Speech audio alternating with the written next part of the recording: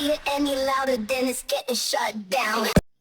My name is Waffles, and I'm a government whistleblower turned political commentator, and this is the last 24 hours in the news. Today is November 8, 2025. It is 11:59 p.m. Mountain Standard Time. Here are the top U.S. news highlights for the past 24 hours. Federal judge blocks President's National Guard deployment to Portland. A U.S. District Judge, Judge Karen Immergut, ruled that the federal deployment to Portland was unlawful, finding the administration lacked statutory authority and that the city was not in a condition justifying federal military intervention. The order bars further Guard use in Portland under the present factual record. The administration has signaled it will appeal. This is a major judicial check on executive use of military force domestically. Supreme Court removal fight continues. That's for the Copyright Office. The administration has asked the Supreme Court to permit removal of the Register of Copyrights after a lower court order reinstated her alive separation of powers test that, if decided for the administration, would expand presidential removal authority over independent agency officials. Expect rapid filings and amicus briefs.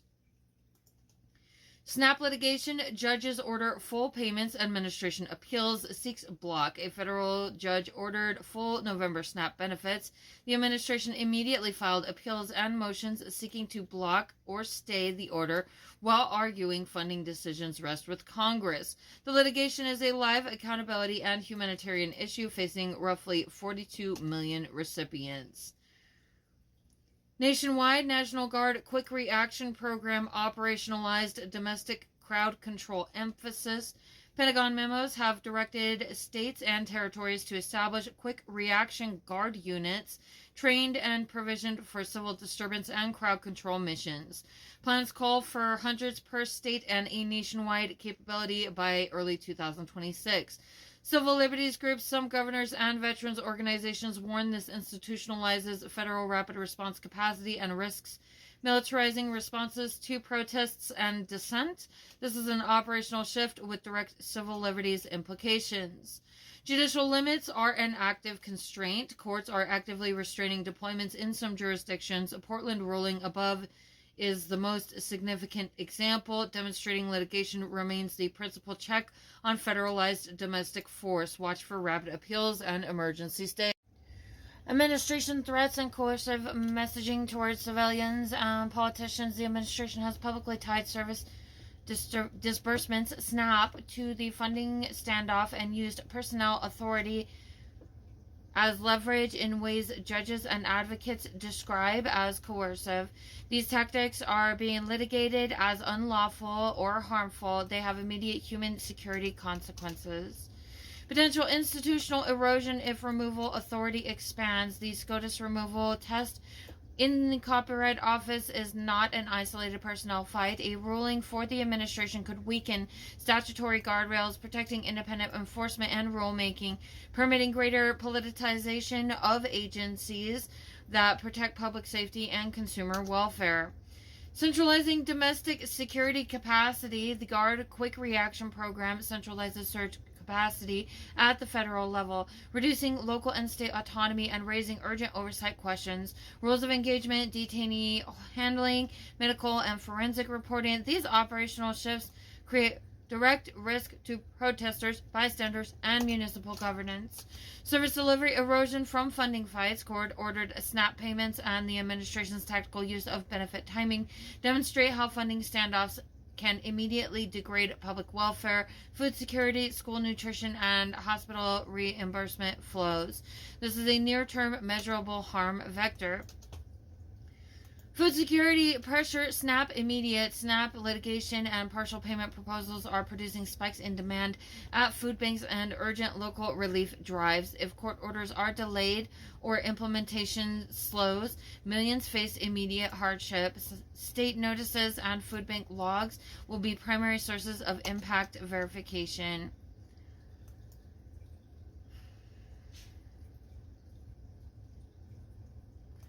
The SNAP disruption increases stress on public health surge capacity in some jurisdictions. Local DPS pages should be monitored for cluster and clinic advisories. People can't maintain their nutrition, and if somebody's got health issues, that could be a serious problem. Nuclear testing directive continues to reverberate. Reporting earlier in the period shows the president ordered the Pentagon to resume the process for testing U.S. nuclear weapons after a 33-year moratorium. The administration has not clearly detailed the test type or statutory basis. This policy shift has immediate allied concern, non-proliferation consequences, and legal and notification questions. Domestic militarization and rights questions carry diplomatic costs. The use or attempted use of guard and active forces against domestic protests invites international scrutiny about U.S. civil rights practice, potentially undermining U.S. moral authority on human rights diplomacy. The Portland ruling will be noted by foreign policy makers and advocacy groups. Portland deployment litigation, a major victory for plaintiffs. Federal courts issued a 106-page opinion ruling on the deployment, calling it unlawful and permanently blocking its use in Portland absent changed facts. The administration is preparing to appeal. This docket will be a focal point for accountability coverage. SNAP litigation, compliance, and appeals active. Judge ordered full SNAP funding for November. DOJ and USDA filed appeals and motions to block while arguing Congress controls appropriations. Expect compliance affidavits, contempt motions, and follow-up filings for the next 48 to 72 hours.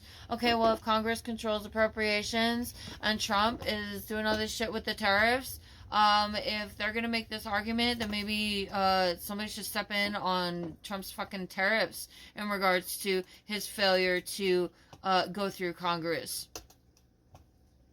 SCOTUS emergency petition on the Copyright Office removal is ongoing and has high constitutional stakes and likely rapid amicus. I lost my spot.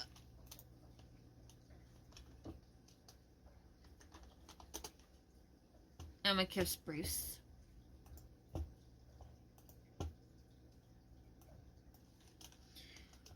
No newly verified reports of any particular lewd behavior, except even though it's not being reported, there is a politician named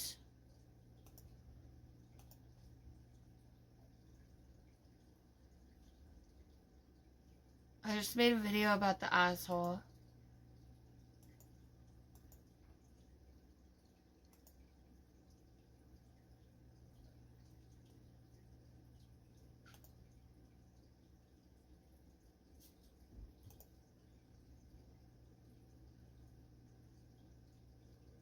Lindsey Graham recently made statements about killing people. He said we're killing all the right people.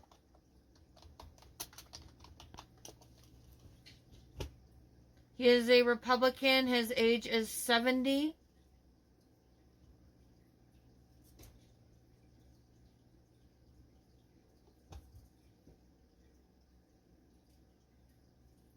He is serving in the South Carolina 3rd District. If you are in South Carolina when this motherfucker comes up for re-election, get his sorry ass out of here. Then there was, who's that asshole? There's an asshole that's going viral right now, too.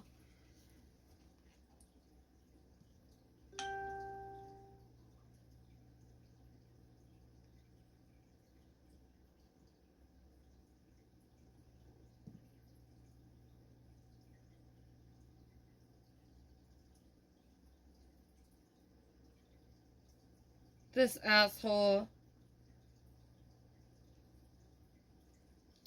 I can't remember his freaking name right now.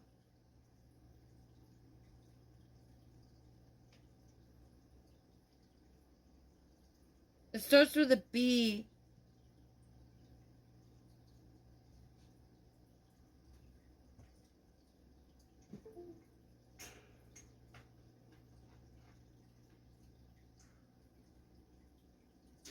Steve Bannon.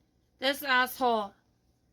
Now, as God is my witness, if we lose the midterms and we lose 2028, Some in this room are going to prison, myself included. And I will tell you. Alright, well, if you're out here reporting, here are some action items that could be useful. Pull the Oregon full decision, Judge Immergut, docket number, PDF key, quota findings on statutory thresholds for domestic military deployment.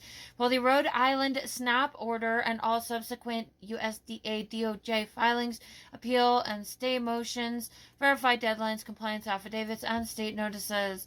Obtain Pentagon memos directing quick reaction guard formation and any state adjutant general replies, chaining schedules, ROE drafts, procurement notices. Demand written White House and DoD clarification on the nuclear testing directive, test type, explosive, subcritical readiness, statutory authority used, and congressional notification. Tips for reporters. Here's an additional 5 items in recent news. Bureau of Industry and Security, BIS, rescinds interim rule on firearms export controls. The U.S. Department of Commerce-led BIS quietly announced the withdrawal of an interim final rule that would have expanded firearms export licensing obligations on certain domestic producers. Changes in export control policy affect national security, manufacturing oversight, and enforcement transparency. For domestic firms, it raises questions about shifting regulatory burdens and potential loopholes. Get the written IFR text for more information. Track which industry comments drove the reversal, check company filings for impact, and look at DOJ and Commerce internal memos. Shutdown-related workforce distress increases, federal employees' sick outs rising. Federal News Network reported that sick leave usage among federal agencies has spiked higher than average amid the prolonged shutdown.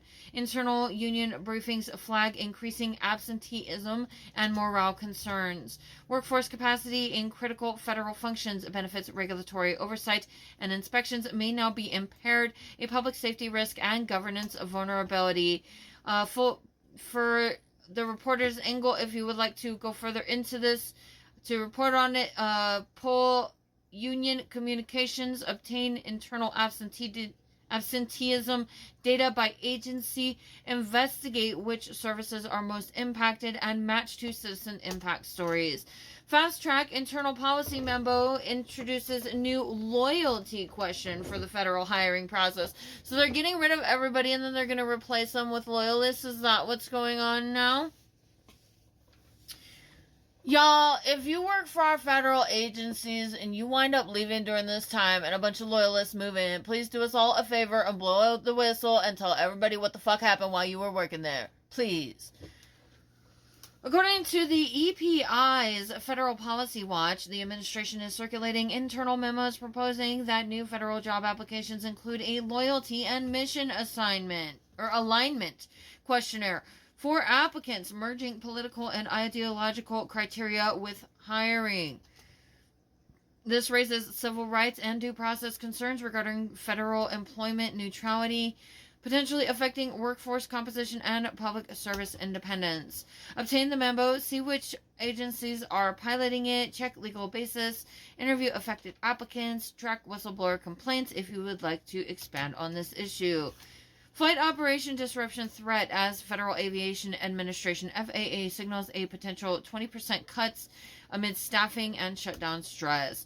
Reuters coverage notes the FAA has warned airlines that flight capacity may need to be reduced up to 20% if the shutdown continues, indicating real risk of broader travel disruption. Transportation infrastructure risks a 20% cut would sharply impact travel, goods movement, and could trigger gridlock or delays affecting supply chains and public safety. For more information, if you would like to report on this matter, get the FAA letter, identify affected routes, quantify cargo versus passenger implications, interview logistics and shipping companies for immediate impact. Quiet state-level data release shows spike in manufacturing permit denials in Ohio and Indiana.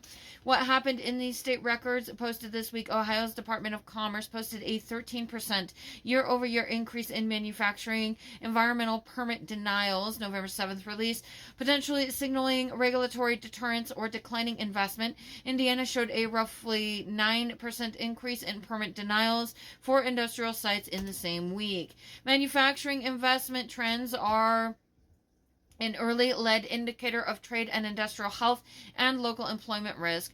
Permit denials suggest either regulatory tightening, investment pullback, or shift in industry behavior.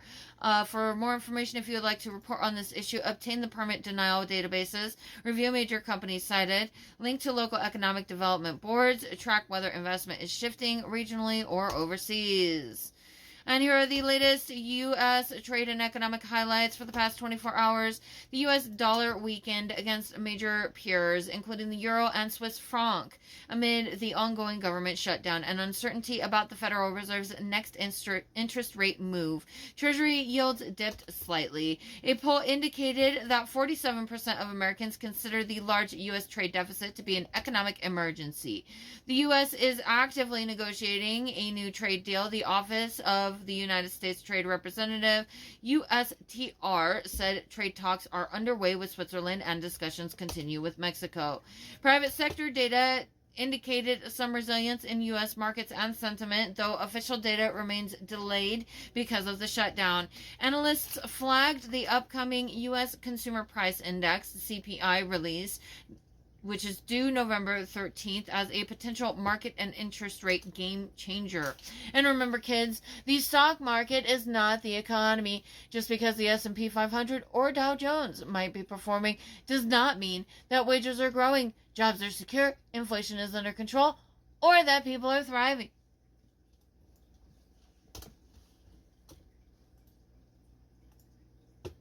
And here is the upcoming hazardous weather outlook for the next few days. Northeast and Mid-Atlantic, Saturday, windy and cooler with sunshine, highs near 61 degrees, low 29 degrees overnight. Much colder with a high near 44 degrees overnight, low around 16 degrees. Some warming, highs near 48, overnight low of 37. That would be for Monday. Hazard watch, sharp overnight drop Saturday and Sunday, risk of freezing conditions which may threaten exposed pipes, unheated buildings, and vulnerable populations. Bridges and shaded roadways may become icy Sunday morning due to the rapid temperature drop. Outdoor utilities and consumer services in rural and ridgetop zones should prepare for cold weather conditions. Southeast and Gulf Coast, general mild days with some cooling at night. Highs likely in the 60s and lows in the 70s. Overnight lows progressively lower but not as extreme as northern zones. Hazard watch with cooler nights. Check for patchy frost in inland and coastal low-lying zones, especially where vegetation or unsealed systems are sensitive. Early Sunday morning commute may face reduced visibility if any fog develops in coastal estuaries or river valleys. Midwest and Great Lakes, Saturday, moderate daytime high 60 degrees with significant overnight fall, low 20 to 30 degrees Fahrenheit estimated. Highs near the mid-40s and much lower 15 to 20 degree Fahrenheit or colder for the lows at night. Remember, 32 degrees is the freeze point. Freeze and frost advisory conditions likely Sunday into Monday. Risk to crops, livestock, outdoor workers, and insulated plumbing. Rural areas, especially shelters or mobile homes, should prepare for cold overnight exposure. Plains and central U.S. dry through the period, but trending cooler. Day highs, perhaps mid-50s to low 60s, then early then falling. Hazard watch potential for blowing dust in open dry plains. Winds pick up Saturday into Sunday, reduced visibility. Hazard for rural highways. Overnight cold could affect early morning farm operations, harvest and storage, and raise risk for frost and damage to crops. Southwest, desert southwest, daytime remains warm. Overnight lows begin to drop significantly, especially in higher elevations and desert basins. Elevated fire risk remains in dry brush, grassland zones. If any winds pick up, agencies should monitor for wind gust changes. Rapid temperature drop overnight could stress irrigation systems or exposed pipes. Outdoor workers in desert basins should prepare for warming by day, sharp cooling at night. Northwest and Pacific Coast outlook. Mostly dry for the next 3 days. Nights start getting colder, especially inland and at higher terrain. Hazard watch. Mountainous zones may face patchy snow or icy travel Sunday night into Monday as cold air moves in. Coastal passes and exposed ridges could see gusty winds as late Saturday into Sunday, securing loose outdoor. Mountainous zones may face patchy snow or icy travel Sunday night into Monday as cold air moves in. Coastal passes and exposed ridges could see gusty winds late Saturday into Sunday. Securing loose outdoor objects and safe driving in elevated terrain is advisable. And here are the top international news highlights for the past 24 hours. China's exports fall sharply in October, signaling global demand weakness. China's customs data showed exports unexpectedly declined 1.1% year on year in October, the worst drop since February as front-loading of U.S. orders fades and global demand softens. Shipments to the U.S. dropped 25%. Weak Chinese export momentum injects risk into global trade flows, supply chains, and commodity and export-dependent economies. North Korea threatens more offensive action after missile tests and U.S.-South Korea carrier deployment. North Korea's defense minister warned of further offensive actions following a recent ballistic missile launch and the arrival of a U.S. aircraft carrier in South Korean waters, condemning U.S.-South Korea security talks. Escalation risk on the Korean peninsula remains acute. Regional security stability is challenged and diplomatic channels may be tested. Brazil hit by a tornado in Parana State, P-A-R-A-N-A, with a little accent on it. 6 killed, hundreds injured. A powerful tornado with wind speeds estimated 180 to 250 kilometers per hour struck Rio Bonito do Iguacu and surrounding areas in southern Brazil, killing 6, injuring 437 people, and displacing roughly 1,000. A major extreme weather event with large human infrastructure impact raises questions about disaster response capacity, relief logistics, and climate adaptation.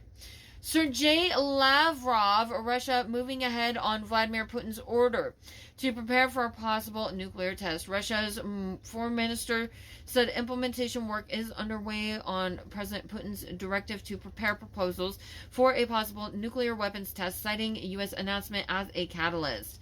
Why it matters, this signals an escalation in nuclear posture globally, affecting arms control regimes, strategic stability, and geopolitical risk. So, let me get this straight. I'm pretty sure I've been monitoring the news, and I'm pretty sure that Putin was just recently announcing his wonderful new nuclear-capable missile that has no limitations in its mileage.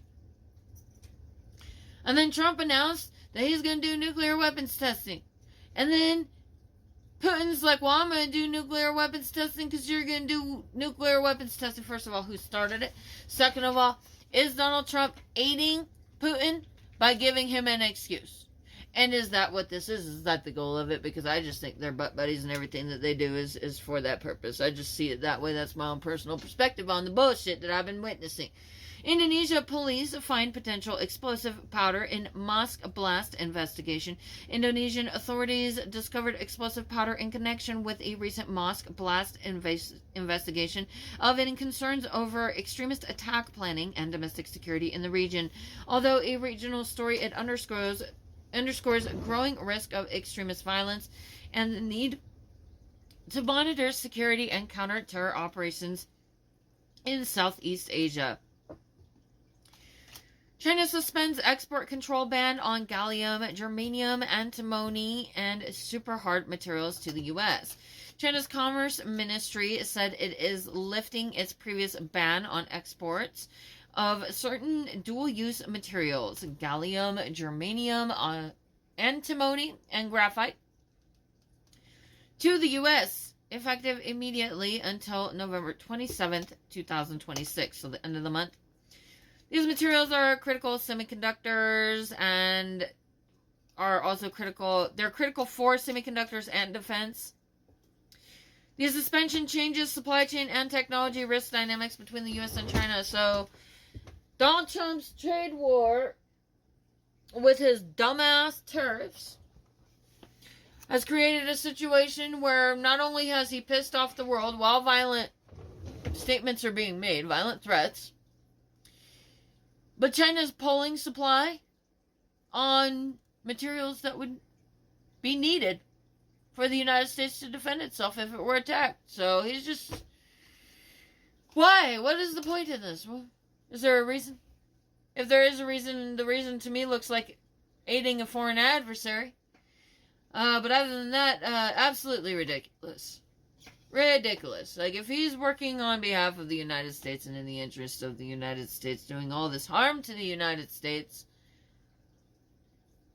is not acting in the interest of the United States, and so then if that's where we're at, like, if there's any shot in the dark that this president actually believes he's doing any good for the country, which I don't think he does. I think he's deliberately trying to harm America. I think he fucking hates America. If he actually thinks he's doing anything good for this fucking country right now, this is the dumbest motherfucker in American history to be sitting in the Oval Office. And hopefully the dumbest motherfucker that will ever sit in the Oval Office. This concludes today's news report. I'm gonna go now. See you later. Everybody stay safe out there. One more thing I forgot to report yesterday, so we're just going through this. This is yesterday's report. Consumer sentiment slipped to a near 3.5-year low amid the federal funding shutdown. And benefit payment interruptions, a signal of governance risk and immediate impact to citizen well-being.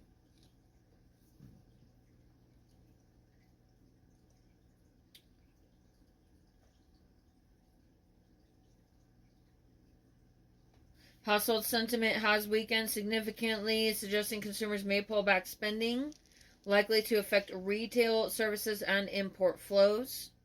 The federal shutdown continues to hamper infrastructure and service delivery, benefit payments, and data releases, which amplifies risk to state and local infrastructure and safety net operations.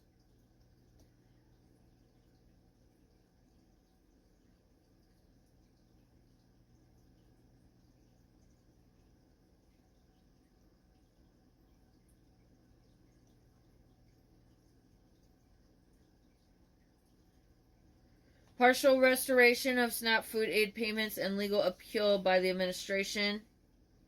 The administration notified a federal court that the November SNAP benefits would be restored to about 65% of usual levels instead of full payment. I'm hearing that there's like people who could miss their stuff completely. People could get a partial payment. People could wind up with like it's very up in the air on how that's going to work out with what's going on. I really hope that they just fix the fucking problem that never should have existed in the first place. Senate Republicans reject Democratic offer to end the federal government shutdown.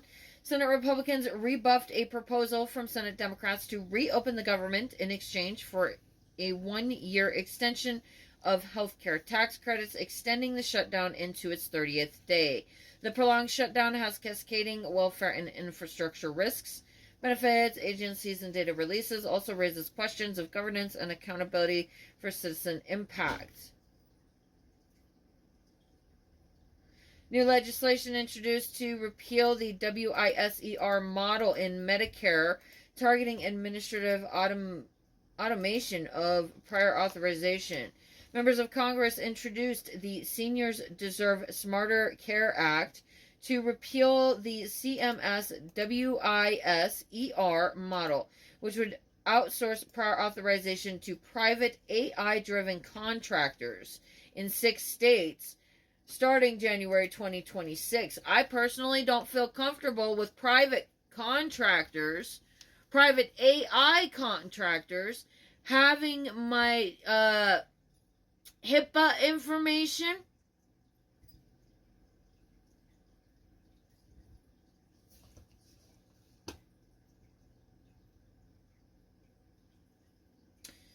Senate bill introduced to prohibit executive agencies from conducting reductions in force during appropriation lapses.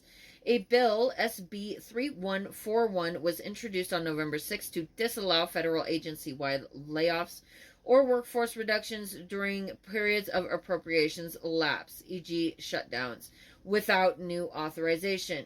This is a direct institutional power check. If passed, this would limit how the executive uses funding gaps to reorganize or reduce workforce unilaterally, relevant for oversight of federal furloughs, workforce integrity, and public service delivery.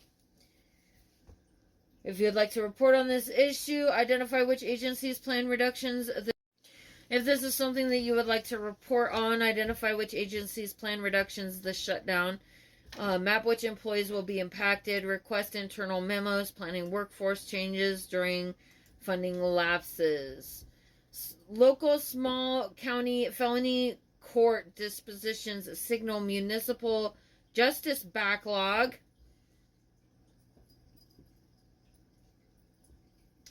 And local enforcement trends.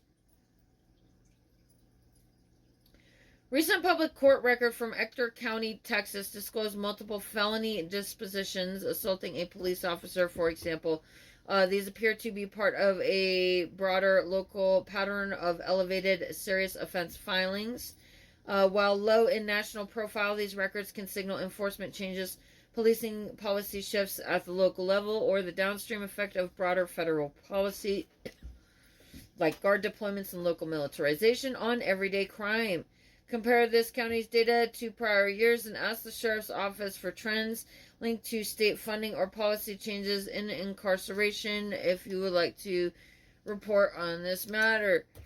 Congressional bill introduced to amend the Food and Nutrition Act to exempt discounting food during a government shutdown. What happened? SB 3132 was introduced to allow food discount programs to operate during a government shutdown by exempting them from equal treatment rules. Why it matters: this affects food security policy and how federal rules adapt during funding lapses and may create an uneven access or loopholes benefiting certain populations. Federal Employee Union warns of increasing sick outs. I just covered that. People are calling out sick, and the amount of people doing that is increasing. Yesterday, the S&P 500 was up 0.11%. The Dow Jones up 0.12%. And the Invesco QQQ down 0.30%. So the stock market did not make any real gains this week.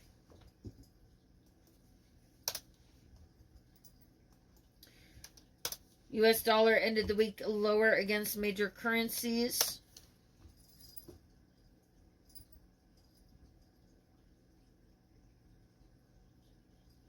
The fight in regards to Donald Trump introducing tariffs and using IEEPA to do so, the International Emergency Economic Powers Act. Analysts are now considering a defeat is more likely, which could add trade uncertainty and potentially force the administration to shift to alternative trade law tools, which would be a good thing.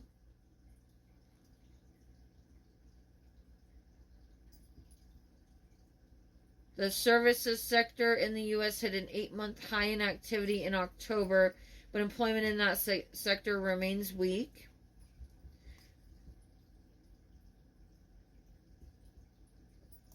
U.S. tariffs imposed by the administration are considered a major factor behind Japan's likely first economic contraction in 6 quarters.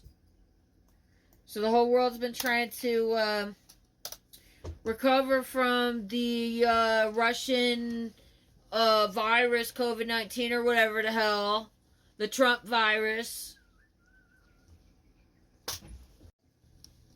The weakening dollar and prolonged shutdown interplay raise risks for import costs, inflation, and household budgets. The shutdown also impedes timely data, decreasing transparency just as trade policy risks increase. If the Supreme Court strikes down IEEPA-based tariffs, the administration may pivot to other statutes. That pivot could produce asymmetric impacts. retroactive refund liabilities for tariffs already collected, and major corporate and investor uncertainty. The services activity growth amid weak employment suggests that trade and industrial policy shifts haven't yet translated into broad job growth. And they're not going to, because Donald Trump is just destroying the economy, and it certainly appears to be on purpose that he's destroying the economy. The Japanese contraction risk underscores how U.S. tariff policy has consequences beyond borders. Weaker external demand further impacts U.S. export prospects and manufacturing jobs.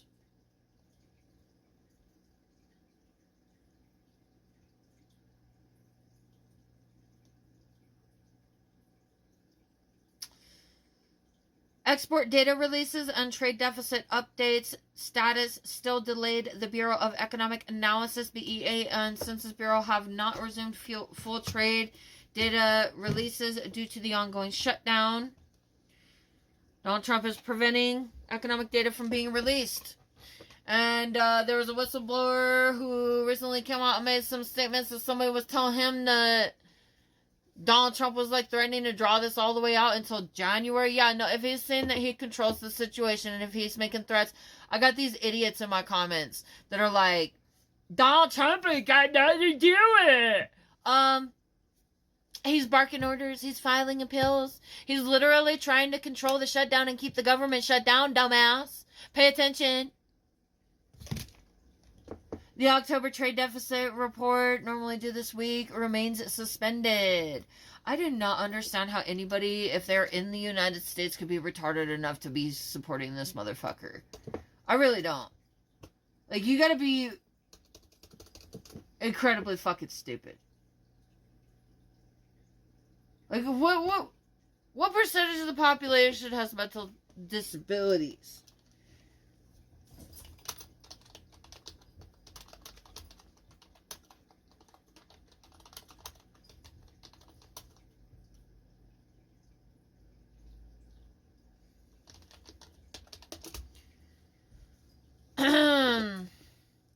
Prevalence of intellectual disability 1 to 3%. How? Yeah. So statistics don't line up with the fucking retarded shit that I'm seeing in my comments. So people are either trolling, they're probably in foreign countries. But if you're this fucking stupid, like I'm sitting here reporting the news every fucking day, for the most part, consistently enough to know what the fuck is going on, and I got these retards showing up in my fucking comments. I'm gonna call them that because by definition, I mean, it would be appropriate to call them retarded. It's not slander against the mentally disabled, but I will call them retarded because the shit I see in my comments is fucking retarded. And I think they know that. So, I don't think it's even an insult. I think they know. Fucking trolls. Regional manufacturing, industrial job impact stories. Soft contraction across multiple regional indices. Kansas City Fed, Dallas Fed, Richmond Fed. It is the state Federal Reserves that we're going to want to keep an eye on if they're functioning, if we're not going to get our federal data. Current pattern, Midwestern manufacturing jobs, Ohio, Michigan, Indiana report continued slowdown. Southern states, Texas, Alabama, Georgia report resilience in defense contract production, offsetting declines in commercial manufacturing. These mixed signals make it likely that national manufacturing payrolls for November will stay flat or slightly negative. Federal Reserve District surveys November 7th through 8th, Reuters manufacturing beat. That is the resource or that information.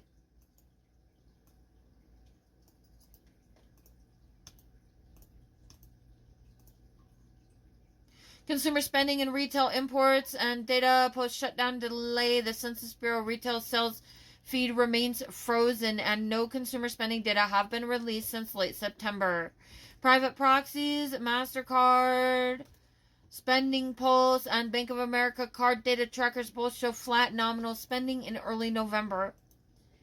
Freight load indices show a 3.4% decline in retail imports at West Coast ports. LA Long Beach since mid-October, likely tied to both consumer caution and reduced inventory buildup. These private data sets indicate real-time slowing that could pre-signal a weak Q4 GDP momentum. Commodity and farm export reaction, especially soybeans, to China tariff shifts. No formal tariff adjustment announced. CBOT soybean futures fell roughly 1.2% on Friday, yesterday. U.S. grain associations warned that informal pauses in Chinese purchases could cost producers up to $800 million in missed export volume if the freeze persists. Watch for any updates from MOFCOM. Ghana rolls out 24-hour model markets across 261 districts yesterday. Ghana's government announced that starting December it will launch a modern trading hubs in 261 districts under a 24-hour model markets initiative intended to create jobs and boost local commerce. This forms part of Ghana's broader Big Push agenda to strengthen infrastructure and local economies. It signals a policy shift towards more active economic inclusion strategies in Africa, with potential implications for informal sector workers, youth employment, and export readiness, useful for analyzing African trade and industrial growth. Sub-Saharan Africa expected to grow 3.8% in 2025 amid structural risks. That is up from 3.5% in 2024 and could rise to 4.4% in 26 to 27. Major risks: high debt service, fiscal pressures, commodity price volatility, and dependence on external demand. Why it matters for coverage of economic development, especially in Africa. This provides context: growth in modest but not booming. Venezuela bond markets surge amid intensifying U.S. pressure. Venezuela's defaulted bond stock about $60 billion in face value, potentially up to $150 billion when interest and loans are included, is drawing renewed market attention as U.S. pressure on the regime increases. A rise in bond market activity may signal that investors expect there either a structural shift, e.g. regime change, or debt reconstructing, or opportunistic trades. It also raises questions about how Venezuela might try to generate foreign currency with knock-on effects for oil exports, sanctions, and regional trade. Sudan economy severely contracted amid conflict. This is not fresh news from the past 24, but 29.4% contraction in 2023. 2024 an additional 14% contraction. That's like a reduction. That means it's getting worse, not better. Negative numbers. Given the warfare, humanitarian crisis, and infrastructure collapse, any economic development story in Sudan needs to track how and if there's any stabilization or reconstruction financing starting. That's from an economic perspective. If I'm not mistaken, people in the Sudan are getting massacred right now. Democratic Republic of the Congo. No new developments. Nothing significant for Russia except Putin shooting his stupid fucking mouth off again. Saying he's going to start testing nukes. And of course, regular combat news. Okay, so now I'm done. Now I'm done reporting. There's a lot of stuff from yesterday that I missed apparently. See you later. So the Olympics is great. And Johnny, for the others, you know, the World Cup, Johnny is the head of it. We had our top people, Wasserman. They all came in on the Olympics, and then I saw Johnny. And we got the World Cup too. And you know, it's only because they rigged the election that I'll be your president representing you there. You know, I got both of them. I got the Olympics and I got the World Cup. And I said, you know, it's too bad. One was in 2026 and the other was in 2028. And I said, I won't be there. I won't be your president. But then they rigged the election and now we won. So I'm going to be your president for the Olympics and for the World Cup. So Johnny, thank you for the World Cup. And everybody, thank you for the Olympics. We're going to have a great time.